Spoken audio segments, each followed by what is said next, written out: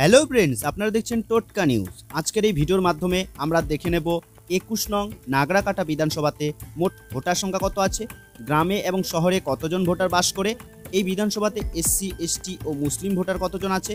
তাছাড়াও আমরা দেখে নেব এই বিধানসভাতে 2021 বিধানসভা ও 2024 লোকসভা ভোটে কেমন ফলাফল হয়েছিল। তাহলে আসুন এক এক করে সব দেখে নিই।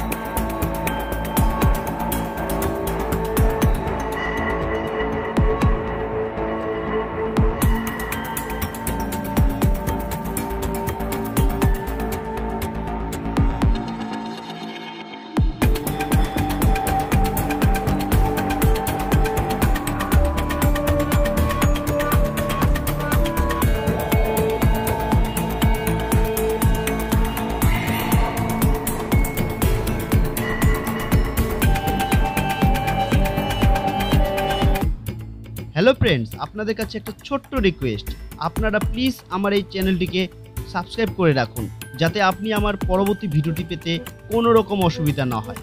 আর হ্যাঁ, আপনারা অবশ্যই জানান আপনি কোন বিধানসভার অন্তর্গত এবং কোন দলকে সাপোর্ট করেন, জানান আমার কমেন্ট বক্সে।